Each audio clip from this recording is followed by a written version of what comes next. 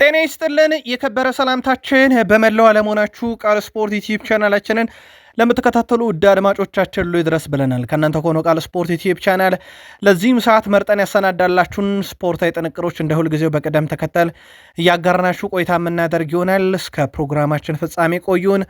ላይክ፣ ሰብስክራይብ፣ ሼር ስለምታደረጉም ስላጋርነታችሁ ዛሬም እጅግ አድርገን አመስጋኞች ነን።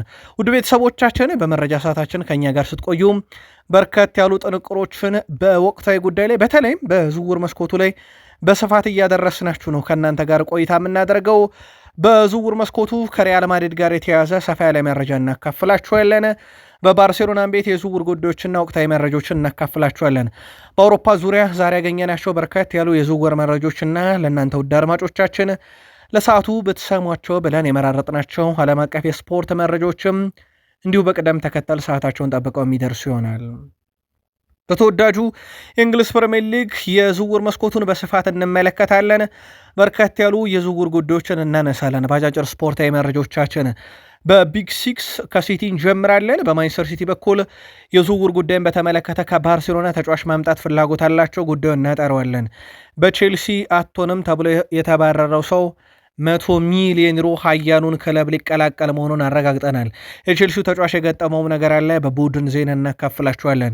በሊቨርፑል በኩል አንድ ተጫዋች መዳረሻው ሊቨርፑል የመሆን እድሉ በጣም ሰፍቷል።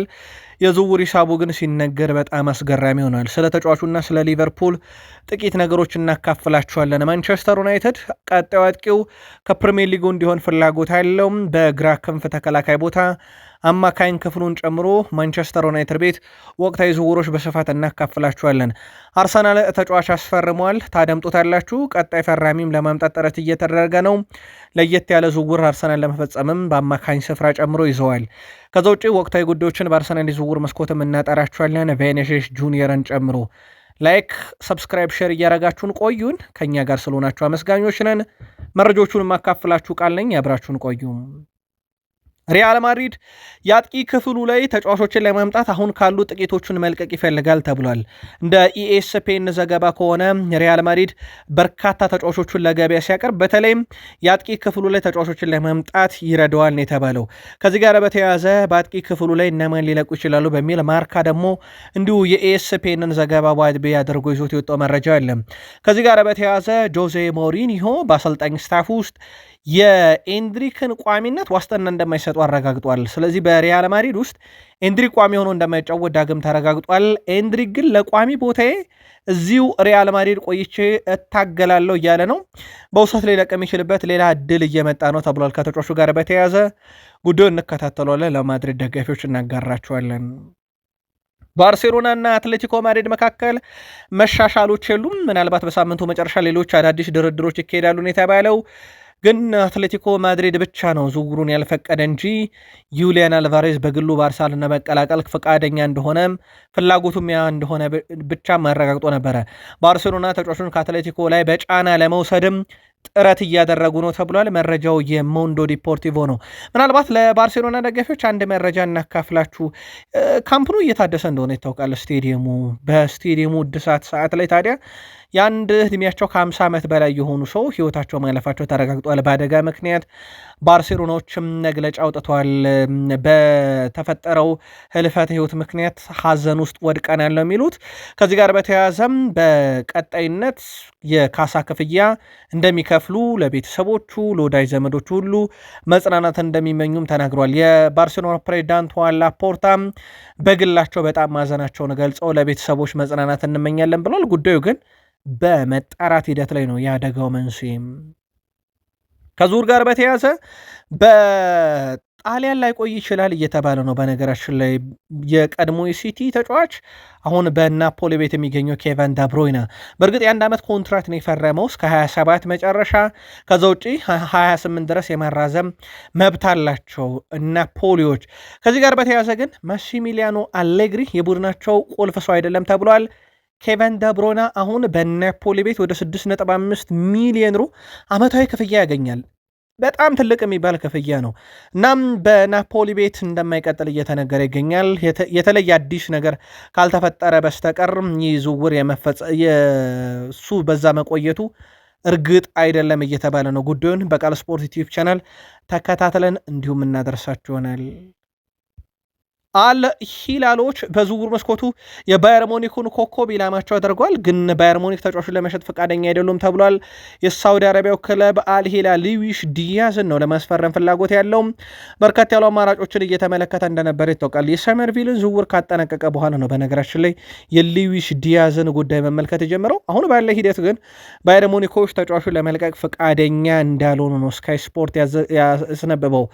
እዛው ባየር ሞኒክን ቆይና ሃሪኬንን እናንሳው። ሃሪኬን ዘንድሮ ለባሎንዶር በበርካቶች ቅድመ ግምት ከተሰጠው ተጫዋች ውስጥ አንዱ እንደሆነ ይታወቃል። በነገራችን ላይ ባለፉት 2 ዓመታት ውስጥ በአውሮፓ በሊግ በርካታ ጎሎችን ያስቆጠረው ሃሪኬን ነው። 62 ጎሎችን በ2 ዓመት አስቆጥሯል። ከሱ ቀጥሎ የምናገኘው ሰው ኬሊያን ምባፔ 56 ጎሎችን አስቆጥሯል። በ6 ጎሎች ያንሳል። የኬሊያን ምባፔም ቀላል ቁጥር አይደለም። ሃላንድ 49፣ ሮበርት ሌዋንዶውስኪ 41፣ እንደዚሁም ሴሪዮ ጉራሴና አንቲ ቡድሚር 38 ጎሎችን በ2 ዓመት ውስጥ አስቆጥሯል። የሃሪኬን ግን ፍጹም አስደናቂ ነው። ምናልባት አጥቂ ስላነሳን ግብ ጠባቂንም እንመልከት። በአለፉት 2 ዓመታት ውስጥ በርካታ ጨዋታ መረባቸውን ያላስደፈሩ ሚል ሼቬል ነው የሮማው ግብ ጠባቂ ነው። ሚል ሻቪለር 34 ጨዋታ ላይ መረቡን አላስደፈረም። የአርሰናሉ ዳቪድ ሪያ 32፣ ከዛ በኋላ በኢንተር ያን ሶመር 28 ጨዋታ መረቡን አላስደፈረም። በ2 ዓመት ውስጥ የዩቬንቱስ ግብ ጠባቂ የነበረው ማይክል ዲ ግሪጎሪ ወደ 27 ጨዋታ ላይ መረቡን አላስደፈረም። በግብ ጠባቂ ደግሞ የሚሊ ሼቨር እና የዳቪድ ሪያ ቁጥር እጅግ በጣም ትልቅ የሚባሉ ናቸው። ምናልባት የዓመቱ ምርጥ ግብ ጠባቂነት ደግሞ በባሎንዶር የፊፋ ሽልማት ላይና በባሎንዶር የፍራንስ ፉትቦል ሽልማት ላይና የፊፋ ሽልማት ላይ በትልቁ የሚጠበቁም ግብ ጠባቂዎች ናቸው። ምናልባት ከተጫዋች ሞር ባሎንዶርን የመውሰድ እድል ይኖራቸዋል ግን ተብሎ ይጠበቃል። የጣሊያን ብሔራዊ ቡድን አሰልጣኝ አንድሪያ ፔርሎ በኃላፊነት ለመሾም ከስምነት ደርሶ እንደነበረ ይታወቃል። ይሁን እንጂ የአሰልጣኙ ሹመት እክል እንደገጠመው የጣሊያን መገናኛ ብዙሃን አስነብበዋል። አሰልጣኝ አንድሪያ ፔርሎ የሩሲያ የስፖርት ውርርድ ተቋም አምባሳደር መሆናቸው ችግር መፍጠሩ ተገልጿል። የጣሊያን ፖለቲከኞች ፌዴሬሽኑ አሰልጣኝ አንድሪያ ፔርሎን በኃላፊነት እንዳይሾምም በይፋ ጠይቀዋል። የጣሊያን እግር ኳስ ፌዴሬሽን በቀጣይ የመጨረሻ ውሳኔውን ያሳውቃል ተብሏል።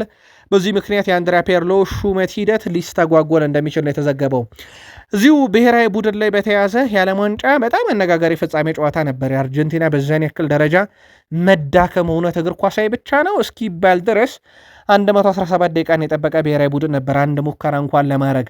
ለማንኛውም እሱን ለጊዜው እንተው። የቀድሞ ተጫዋቻቸው የአርጀንቲና ማለት ነው አንሄል ዲ ማሪያ ለእኛ ፍጻሜ የነበረው እንግሊዝን ስንገጥም ነው፣ ያሸነፍነውም እንግሊዝን ስንገጥም ነው፣ ለእኛ የዓለም ዋንጫ የተጠናቀቀው እንግሊዝን ስናሸንፍ ነው ብሏል።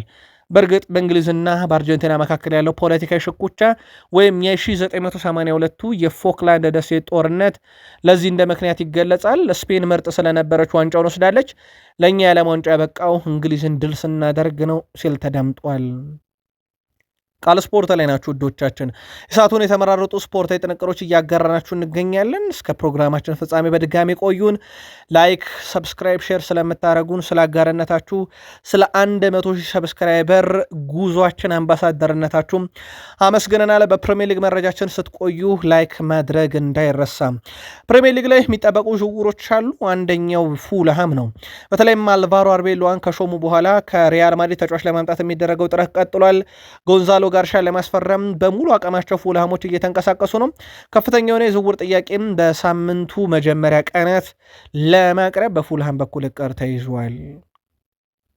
በርንማውዞች የተከላካይ ስፍራ ተጫዋች ለማምጣት ጥረት እያደረጉ ነው።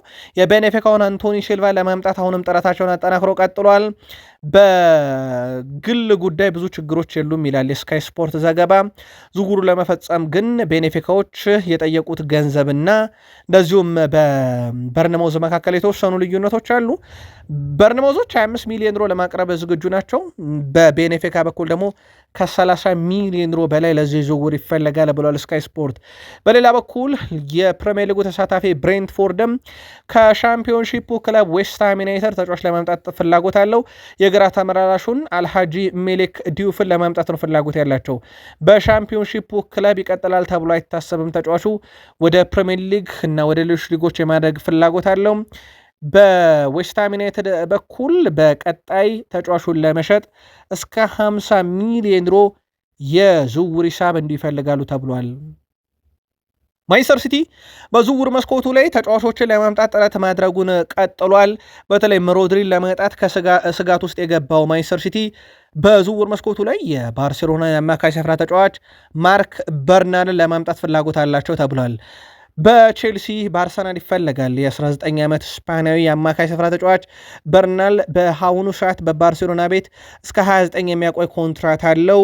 ውል ማፍረሻው 500 ሚሊዮን ዩሮ አካባቢ ነው በባርሴሎና ቤት። ግን በድርድር ተጫዋቹን ለማምጣት ማንቸስተር ሲቲዎች ፍላጎት አላቸው። በዚሁ አጋጣሚ ሮድሪን ለመተካት ነው እንግዲህ ዋነኛ እቅዳቸው በማንቸስተር ሲቲ በኩል። የሮድሪስ ጉዳይ በሚል በፋብሪዞ ሮማኖ በኩል ከጥቂት ደቂቃዎች በፊት የወጣ እንደ መረጃ ነበረ። ዘ አትሌቲክን መረጃውን በስፋት ይዞት ወጥቷል። ሮድሪ ብቸኛው ፍላጎቱ በሪያል ማድሪድ መጫወት ነው። በሲቲ የቀረበለትን ኮንትራት እስካሁን ለመፈረም ፈቃደኛ እንዳልሆነ ይታወቃልና ወደዛ የማምራቱ ነገር እርግጥ እየሆነ ከመጣ በኋላ ወይም እድሎች ካሉ በኋላ ወይም ከተሰሙ በኋላ አሁን ላይ ማንቸስተር ሲቲ ማርክ በርናልን ከባርሴሎና ለማምጣት እንቅስቃሴ ማድረግ ጀምሯል። በአንድ ወቅት ያን ዲዮሜንዲ በ2023 ማለት ነው በፈረንጆች በቼልሲ ሙከራ አድርጎ ነበረ። የሙከራው ጊዜ ግን አልተሳካም። ቼልሲዎች ተጫዋቹን የሙከራ ጊዜው አልተሳካም ብለው ለቀቁ። አሁን ከጥቂት ደቂቃዎች በፊት በአብዛኛው ነገር በሪያል ማድሪድ እና በአርቢ ላይፕዚግ መካከል ከስምነት ተደረሰበት። ዝውውሩ ወደ ሪያል ማድሪድ ይሆናል ማለት ነው። ሪያል ማድሪድ ያን ዲዮሜንዲን ሲያስፈርም ያወጣበት ሂሳብ ብዙ ነገሩ በጣም አነጋጋሪ ነበረ። በቼልሲ ቤት የሙከራ ጊዜን ከማሳለፉ አንጻር ለማንኛውም ያን ዲዮሜንዲን ቼልሲ ያጣው በዚህ መልኩ ነበረ። በእርግጥ በርካታ ትልልቅ ደረጃ ላይ የደረሱ ተጫዋቾች በሆነ አካዳሚ በእንግሊዝ ውስጥ አልፎ እንደነበረ የሚዘነጋ አይደለም። ከዛ ውጪ በቼልሲ በኩል ኢማኑኤል ሄሜጋ ጉዳት አጋጥሞት ከቼልሲ የአውስትራሊያ ጉዞ ውጭ መሆኑ ተረጋግጧል። ተጫዋቹ የጡንቻ ጉዳት እንዳጋጠመው ቢቢሲ ስፖርት አረጋግጧል። አሰልጣኝ ዣቪ አሎንሶም በቅድመ ውድድር ዝግጅት ጊዜ ተጫዋቹን በቂ ጊዜ ሰጥተው ለመመልከት ፍላጎት ነበራቸው፣ ግን ከቼልሲ ስብስብ ውጭ ሆኗል በጉዳት ምክንያት። የመርሳይዱ ክለብ ሊቨርፑል የብራድሌ ባርኮላን ዝውውር ለማጠናቀቅ እየሰራ እንደሆነ ይታወቃል። ተጫዋቹ በበኩሉ ሊቨርፑል ቅድሚያ እንደሚሰጥና ለመዘወርም ፈቃደኛ መሆኑ ተረጋግጧል። ሊቨርፑል በአሁኑ ሰዓት ፒኤስጂ የተጫዋቹን የዝውውር ሂሳብ እስኪያሳውቃቸው እየጠበቁ መሆኑ ሲዘገብ ነበረ። ፒኤስጂ ባርኮላን ለመሸጥ 170 ሚሊዮን ዩሮ ሊጠይቅ እንደሚችል ደግሞ አሁን ዘገባዎች ወጥተዋል። በእርግጥ ፓሪስ ሰን ዠርሜን 116 ሚሊዮን ፓውንድ ብለው አልቆረጡም ነበረ። ኤሊዮት አንደርሰን 116 ሚሊዮን ፓውንድ ካወጣ የእኛም ባርኮላ ከዛ በላይ ይወጣል የሚል ሂደት ነበረ በክለቡ በኩል ይፋ የተደረገው። አሁን እስከ 170 ሚሊዮን ዩሮም ሊጠይቁ ይችላሉ እየተባለ ነው። ሊቨርፑልና ተጫዋቹ የዝውውር ሂሳቡን ለማስቀነስ ጥረት ካደረጉ ዝውውሩ ይፈጸማል ተብሎ ይጠበቃል። ብራድሌ ባርኮላ ሊቨርፑልን ስለሚፈልግ ሊቨርፑል ከሚያዝያ ወር ጀምሮ በብራድሌ ባርኮላ ፊርማ ላይ እንግዲህ ጽኑ ስራዎችን እየሰራ ነበረ። አሁንም በዝውውሩ እየሰራ እንደሆነ ይታወቃል። ባርኮላ ወደ ሊቨርፑል ለመዞር ካለ ፍላጎት አንጻር ነገርየው በድርድር የመቋጨት እድሉ ሰፊ ነው። ከዚህ ጋር በተያያዘ ብራድሌ ባርኮላ ባለፉት 2 የውድድር ዓመታት 60 የግብ አስተዋጽኦ ነበረው። በተጠናቀቀ የውድድር ዓመት 25-26 የውድድር ዓመት እንዳጠቃላይ የተጫወተ የጨዋታ ብዛት 55 ነው። 13 ጎልና 8 አሲስት፣ በአማካይ በጨዋታ 7.3 ሬቲንግ ያገኛል።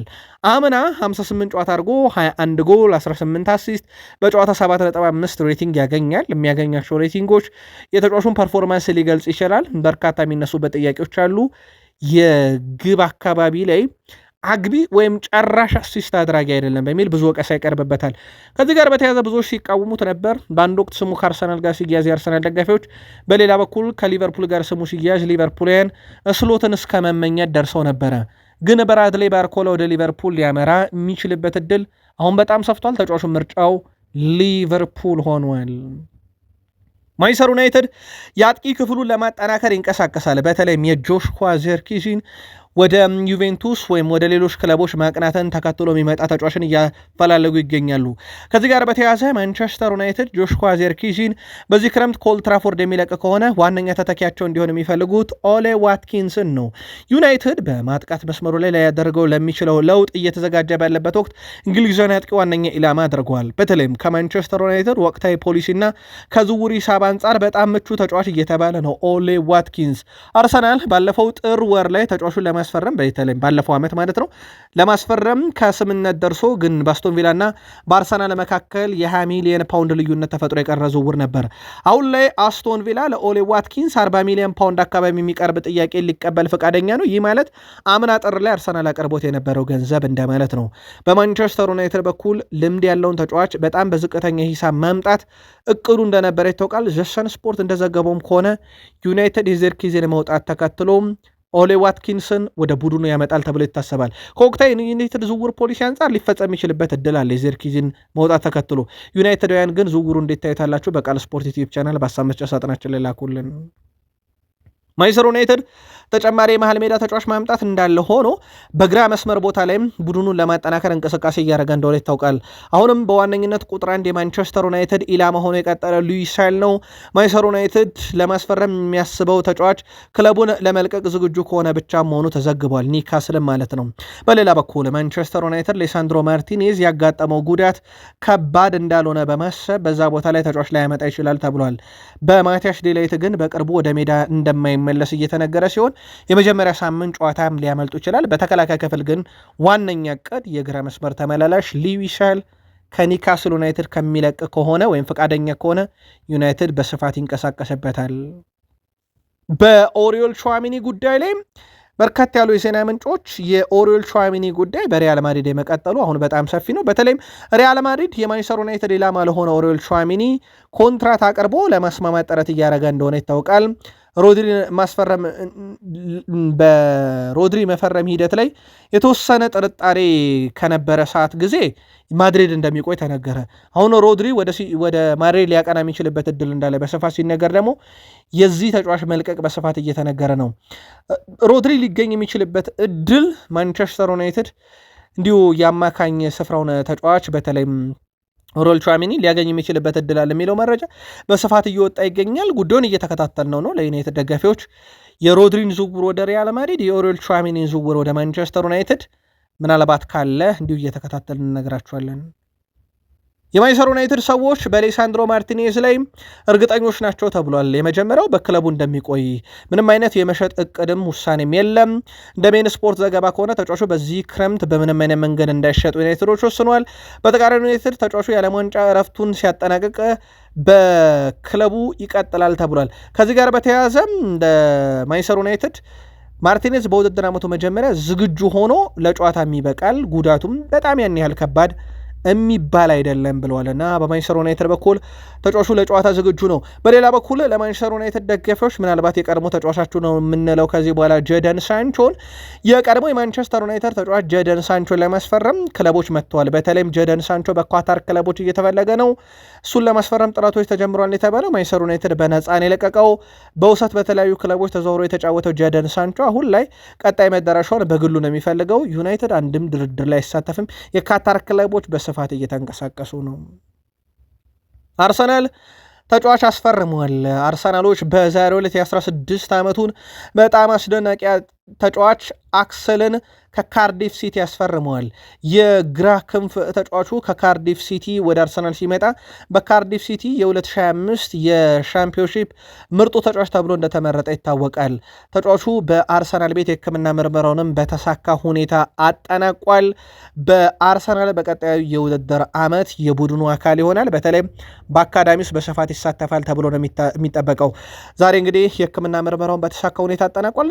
ያው የአርሰናል የዋናው ቡድን ተጫዋች ተብሎ የሚነገር ዝውውር ስላልሆነ እንጂ ለአርሰናል ትልቅ ዝውውር ነው። ያው የአርሰናል ደጋፊዎች ወይም የቃል ስፖርት ዩቲዩብ ቻናል ቤተሰቦቻችን ዋነኛ ፍላጎታቸው በዝውውር መስኮቱ ላይ አርሰናል ለዋናው ቡድን ተጫዋች ሲያስፈርም መስማት እንደሆነ ይታወቃል። አርሰናል የክንፍ አጥቂዎችን ለማምጣት በሚያደርገው ጥረት ላይ የቤኔፊካውን የክንፍ አጥቂ አንድሬ ሽልድሮፕን ለማምጣት እንቅስቃሴ እያደረገ ነው።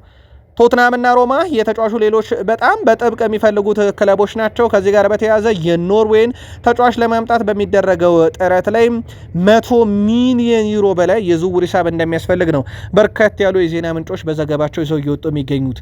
አርሰናሎች በክንፍ አጥቂነት ቦታ ላይ የሚጫወተውን የሞርጋን ሮጀርስን ዝውውር አለመፈጸም በኋላ ምናልባት እንዲህ በጣም የተጋነነ ክፍያ ሊከፍሉ ይችላሉ የሚለው ትልቁ ጥያቄ ነው።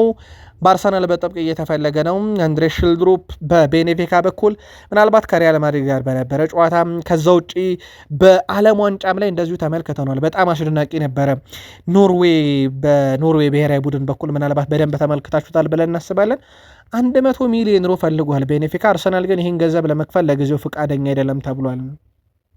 አርሰናል በዝውውር መስኮቱ ላይ አሌክስ ስኮትን በዝርዝር ውስጥ አካቷል። ግን የኒካስሉን ካፒቴን ካጡ ነው። በርነማውዞች ይህን ተጫዋች በቼልሲ 64 ሚሊዮን ፓውንድ ተጠይቀው አንሸጥም በዚህ ገንዘብ ማለታቸው ይታወቃል። ስለዚህ የዝውውር ሂሳቡ ያው በርነማውዝ ባስቀመጠበት 85 ሚሊዮን ፓውንድ አካባቢ እንደመሆን ማለት ነው። ይህ ዝውውር ሂሳብ በእርግጥ ለብሩኖ ጊማሬሽም የዝውውር ሂሳብ በጣም የቀረበ የሚባል ነው።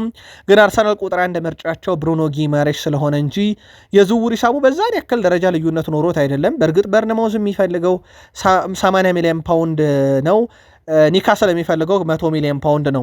ይህን ያልነው በምክንያት ነው። ሂሳቡ በጣም ተቀራራቢ ነው ያለበት። ምክንያቱም አርሰናል ለብሩኖ ጊማሬሽ የሚያቀርበው ሂሳብ 70 ሚሊዮን ፓውንድ ነው። በሳምንቱ የመጀመሪያዎቹ ቀናት የሚጠበቀው የዝውውር ሂሳብ ማለት ነው። በጣም ተቀራራቢ የሚባል ነው። ከዚህ ጋር በተያያዘ አርሰናል ብሩኖ ጊማሬሽን ካጣ አሌክስ ስኮትን ያስፈርማል። ለአርሰናል ደጋፊዎች በቃል ስፖርት ዩቲዩብ ቻናል ለምትገኙ ብሩኖ ጊማሬሽ ወይንስ አሌክስ ስኮት ለእናንተ የተሻለው ምርጫችሁ የትኛው ነው? ጻፉልን።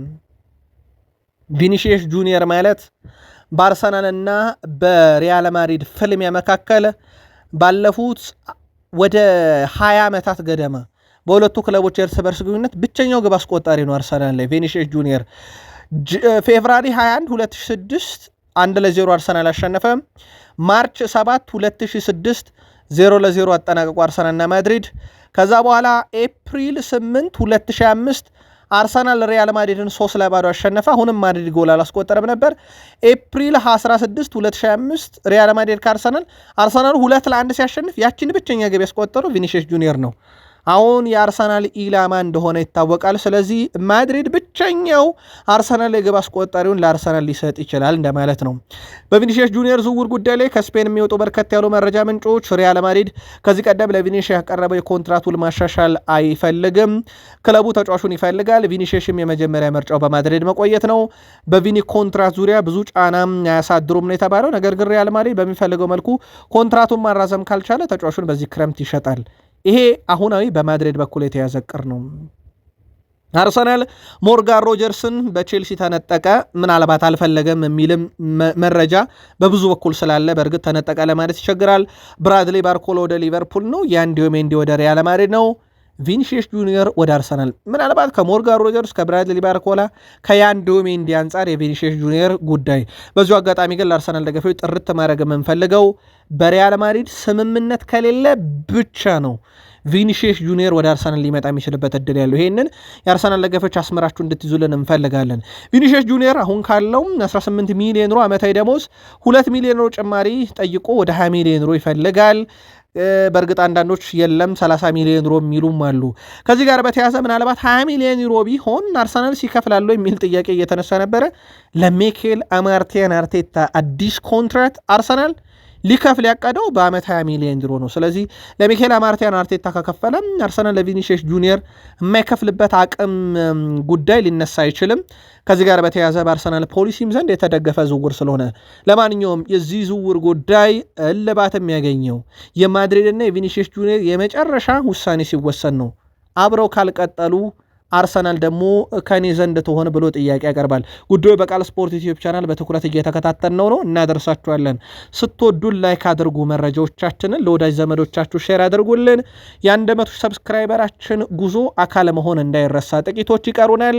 ከእናንተ ውድ አድማጮቻችን ጋር ቃል ስፖርት ዩቲዩብ ቻናል ባለፉት 4 ዓመታት በከፍታ እየተደመጥን ነው፣ እንቀጥላለን። ቃል ስፖርት ዩቲዩብ ቻናል የዕለተ እሁድ ምሽት መረጃችን ግን ፍጻሜው እዚህ ጋር ይሁንና ሰኞ ማለዳ በስፋት እንገናኛለን። ሰናይ ጊዜ ይሆንላችሁ።